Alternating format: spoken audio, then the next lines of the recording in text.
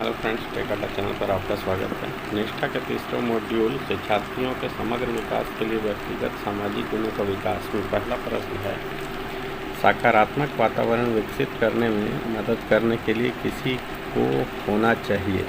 धैर्यवान और देखभाल करने वाला, निर्णयात्मक, तेजी से सोचने और प्रतिक्रिया देने वाला, आलोचनात्मक। तो यहाँ पर हमारा जो सही विकल्प है वो है धैर्यवान और देखभाल करने वाला। इसको टिक करके आगे बढ़ते हैं। अगला है बहुत अधिक निर्देशात्मक नहीं होना, जिसके होने का एक हिस्सा है। देखभाल, कठोर, धैर्यवान, पेशेवर। तो हमारा सही विकल्प जो है वो है देखभाल। अगले क्वेश्चन की ओर चलते हैं। तदनुभूति तब होती है जब कोई स्वयं को समझता है, स्वयं के साथ तर्क करता है, दूसरों की चिंता और संदर्भ को समझता है, दूसरों के लिए खेद महसूस करता है। तो यहाँ सही विकल्प हमारा है दूसरों की चिंता और संदर्भ को समझता है। ये तीसरा विकल्प, इसको टिक करके हम आगे बढ़ते हैं। शिक्षार्थियों के प्रति सम्मान संप्रेषित करने के लिए एक शिक्षक को चाहिए उनके नाम से संबोधित करें, उन्हें हमेशा अपना रास्ता रहने दें, उनकी खामियां से बचना, उनकी हरकतों पर सवाल नहीं। यहाँ पे सही विकल्प है उन्हें उनके नाम से संबोधित करें, पहला विकल्प। अगला क्वेश्चन की ओर चलते हैं। एक सकारात्मक सीखने का माहौल किसके द्वारा नहीं बनाया जा सकता? प्रभावी कक्षा प्रबंधन, सभी बच्चों की विशिष्टता को स्वीकार करना, छात्रों की उनके सहपाठियों के साथ तुलना करना, उपयुक्त अनुशासन तकनीकों का उपयोग करना। तो यहाँ पे हमारा सही विकल्प छात्रों की उनके सहपाठियों के साथ तुलना करना, ये सही विकल्प है। अगले क्वेश्चन की ओर बढ़ते हैं। ध्यान से सुनना एक लक्षण है दया का, संवाद का, निर्णय का और असंवेदनशीलता का। यहाँ हमारा सही विकल्प है संवाद का। इसको टिक करके आगे बढ़ते हैं। वर्तमान संदर्भ में एक शिक्षक की भूमिका वर्णन करने का सबसे अच्छी तरीका है। शिक्षक एक ज्ञान भंडार के रूप में, शिक्षक एक सलाहकार के रूप में, शिक्षक एक नेता के रूप में, शिक्षक एक मनोविश्लेषक के रूप में। हमारा यहाँ पे सही विकल्प जो है वह है शिक्षक एक सलाहकार के रूप में। इसको टिक करके आगे बढ़ते हैं। बातचीत में सच्ची दिलचस्पी लेना संकेत है चिंता का, तदनुभूति का, स्वीकृति का, नेतृत्व का। तो हमारा यहाँ पर सही विकल्प है तदनुभूति का, दूसरा विकल्प। इसको हम टिक करेंगे और आगे बढ़ते हैं। कक्षा 9वीं का एक छात्र स्कूल फीस का भुगतान नहीं कर पाया है। छात्र कक्षा मूल्यांकन में भी ज़्यादा प्रगति नहीं दिखा रहा है। शिक्षक कक्षा में उस छात्र को डांटता है और स्टाफ रूम में दोपहर के भोजन के दौरान कहता है कि वह छात्र जिस पृष्ठभूमि से आ रहा है उसे देखते हुए ऐसे छात्रों से यह उम्मीद की जानी चाहिए शिक्षक किस व्यक्तिगत सामाजिक गुण को प्रदर्शित नहीं कर रहा है।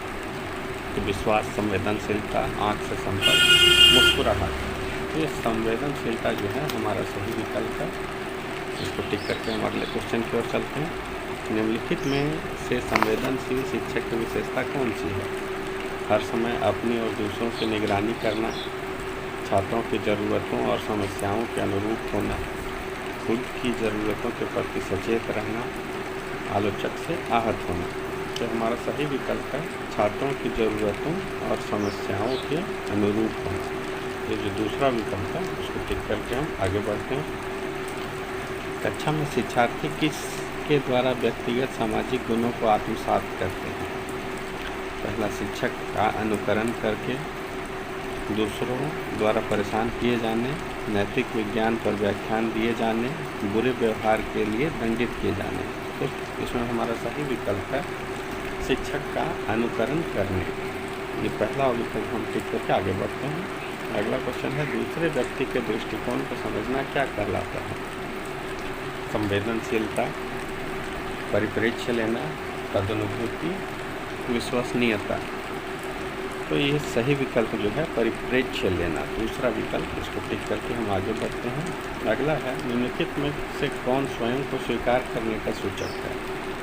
दूसरों से बेहतर बनने के बारे में चिंतित रहना, किसी की कमियों पर काम करने की कोशिश, इस बारे में चिंतित होना कि दूसरे आपके बारे में क्या सोचते हैं, आप जिस तरह दिखते हैं उसके बारे में चिंतित होना। तो सही विकल्प है किसी की कमियों पर काम करने की कोशिश। ये दूसरा विकल्प जो है वो हमारा सही है, उसको टिक करके आगे बढ़ते हैं। बाधाओं का सामना करने का सबसे अच्छा तरीका है उन्हें स्वीकार, विश्लेषण और सही करना, उन्हें नज़रअंदाज करना और आगे बढ़ना, उन्हें स्वीकार करना, इसमें शामिल अन्य लोगों के साथ काम करना।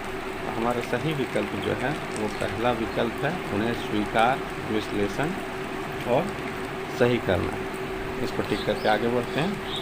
निम्नलिखित में कौन सा कथन सकारात्मक आत्म दृष्टिकोण को दर्शाता है? मैं कार्यस्थल में संघर्षों को प्रतिबंधित करने के सभी प्रयास करूंगा, मेरे पास हर सुविधा है, मैं अच्छा महसूस नहीं कर रहा हूं, मैं कठिनाई पैदा करने में सक्षम हूं। तो सही विकल्प है मैं कार्यस्थल में संघर्षों को प्रबंधित करने के सभी प्रयास करूंगा। ये जो पहला विकल्प है वो हमारा सही विकल्प है, इसको हम लोग टिक करके आगे बढ़ते हैं। निम्नलिखित में कौन सा कथन सही नहीं है? सभी शिक्षार्थी अद्वितीय हैं, सभी बच्चे स्कूल में होने के लिए हैं, अलग अलग बच्चे अलग अलग गति से सीखते हैं, एक विविध कक्षा सभी के लिए सीखने के अवसर पैदा करने में एक बाधा है। तो हमारा यह सही विकल्प जो है वो लास्ट विकल्प, चौथा, एक विविध कक्षा में सभी सीखने के लिए अवसर है, इसको टिक करके आगे बढ़ते हैं हम लोग। गीता हर उस गतिविधि को जीतना पसंद करती है जिसमें वह कक्षा में और बाहर दोनों जगह भाग लेती है। वह किसी चीज़ में विफलता नहीं लेती है।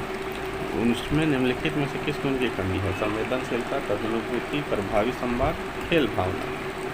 सही विकल्प है खेल भावना। ये जो चौथा विकल्प है खेल भावना वो सही विकल्प है, उसको टिक करके हम आगे क्वेश्चन की ओर बढ़ते हैं। यह समझना कि आपकी कक्षा में एक छात्र अपनी सीट पर झूलता है और जब वह छात्र ध्यान से सुन रहा या रही है, यह आपकी क्षमता को दर्शाता है।